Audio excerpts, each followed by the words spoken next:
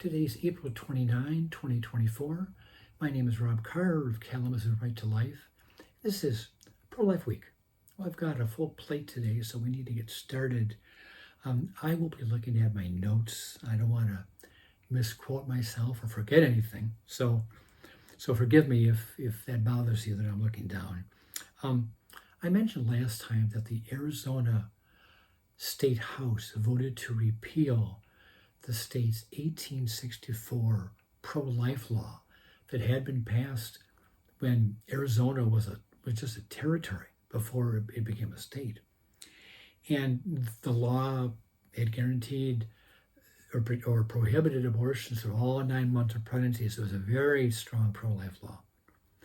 And it would have taken effect again on June 8. But now things are looking like we have problems. We have problems in Arizona. Legislatively, Republicans control both state House and state Senate. In the House, they hold a 31 to 29 majority, and in the state Senate, they have a 16 to 14 majority. So in the House, the vote was 32 to 28, and the pro-lifers lost that because 3 GOP House members switched. They voted with the pro-abortion Democrats, and the repeal bill passed. We could have stopped it. But we caved. These members are running. They are running from this issue. So now it goes to the state Senate. Like I said, 16 to 14. We can stop it. The pro-life state senators, the Republicans, can stop this as long as they vote as a unified party. They can stop it. I don't have high hopes. I shouldn't say that. I'm trying to be positive, but I'm looking at reality, and all the Democrats need are 2 weak-kneed Republican state senators to bail. And if they vote with the Democrats, we have lost that bill, and the governor's promised to sign it. Now, the only good thing, if there's anything that's good, is that if the repeal bill passes, the law that does take effect will be the state's 15-week limit that was passed after Dobbs. And the only good thing about the 15-week limit is that it adheres to Dobbs, and it overrides the viability policy that was established by Roe v. Wade, which was basically, at one time it was 28 weeks, then it was down to 24 weeks. So that's no longer federal policy because of Dobbs. So Arizona would have a 15-week limit, but the problem with 15 weeks is that it has no teeth. If 95% of all abortions are performed in the first 12 weeks of pregnancy, what good does a 15-week limit do? What really? I mean, you're saving so few babies that it hardly has any positive effect, hardly any protections for the unborn child. Okay. I've also done some more reading on that Idaho bill that's being challenged by the Biden Justice Department. Well, last week, there was the U.S. Supreme Court heard an oral argument on this case. The Biden people are claiming that the Emergency Medical Treatment and Labor Act has overruling jurisdiction over the state's Defense of Life Act. It's very strong, very, very pro-life bill.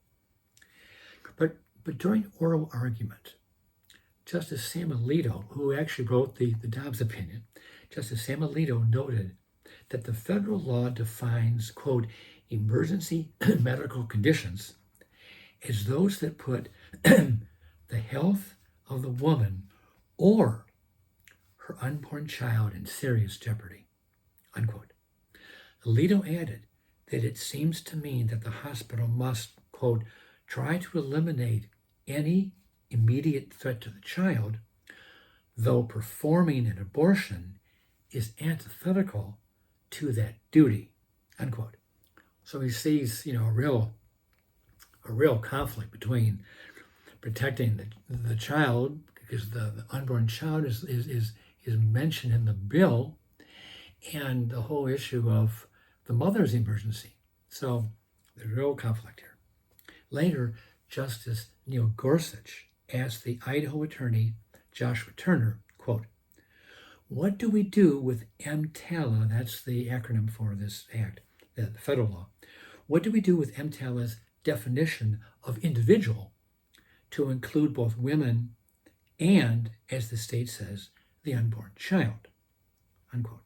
And Turner replied, quote, "It would be a strange thing for Congress to have regard for the unborn child and yet also be mandating termination for unborn children," unquote. Well, I think based by the questions, Alito and Gorsuch most likely will be voting with the Idaho law.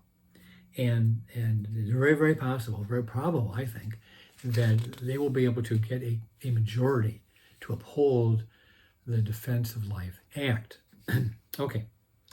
On April 22nd, New York State Attorney General Letitia James. Now, you might recognize that name, Letitia James. She's the one with the outlandish $460 million lawsuit against Donald Trump. And, that whole thing, most of these lawsuits against Trump are just so election interference. It really is. It really is true. Anyway, her office last week served notice for potential criminal litigation against 10 pregnancy care centers in New York State for alleged, quote, misreading statements or omissions in the advertising of the abortion pill reversal protocol, unquote. Okay, well, another salvo in the pro-abortion's arsenal of weapons aimed at pro-life groups, especially pregnancy care centers. Okay, now I saw this in the same article, and it's almost seemed hard to believe, but I'm going to read it, and you have to draw your own conclusions. The attacks on pregnancy centers began, I think, when they attacked, I think they're talking about physical acts of vandalism and firebombings.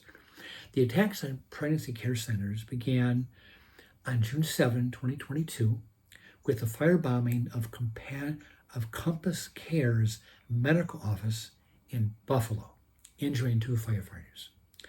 Firebombing of pro-life groups is now deemed domestic terror by the Department of Justice. 1 week after the firebombing, New York Governor Kathy Hochul weaponized legislation by signing a bill to investigate the victims, alleging misinformation while referring to pro-life people as Neanderthals. Oh, that's a good one. So a pregnancy care center is firebombed, and they investigate the victims, the pregnancy care people, not the people who did the bombing, but the victims. Okay.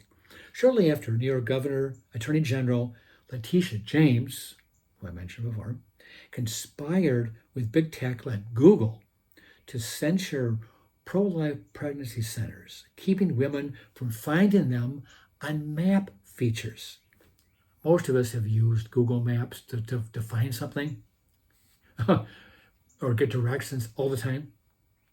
Letitia James, applauded Google's illegal compliance in August of 2022. And I wasn't aware of this. This was almost 2 years ago.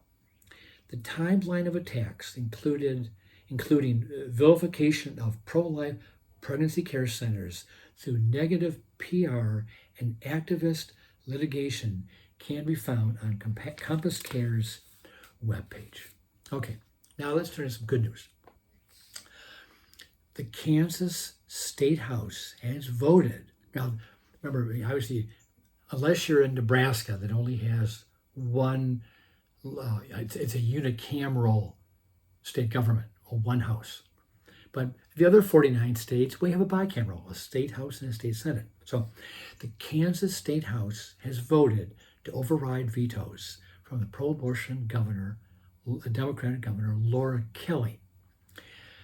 So it's now going to go to the state senate because you have to override the veto. It has to be approved by overwhelming majorities, super majorities in both houses for a successful override. So one measure promotes adoption by establishing adoption savings accounts, increasing tax credits for adoptive families, eliminating sales tax burden for pregnancy resource centers, and creating tax credits for donors to those organizations. The other bill would protect women from coerced abortions. So both of these are great pro-life bills. So the override vote in the State House was 85-40. Now that is a overwhelming majority, 85-40. And so now it goes to the state Senate where strong pro-life majorities control and where successful override votes are expected. And the last bit of good news, this coming Wednesday, in 2 days, Florida's 6-week heartbeat bill takes effect. Hopefully, believing thousands of lives will be saved in Florida as this new bill takes effect. And I applaud the Florida legislature for passing this bill, and I salute Governor Ron DeSantis for signing the bill. This is great news for babies or unborn children in the state of Florida. And with that encouraging news, I will let you go. I will see you next time.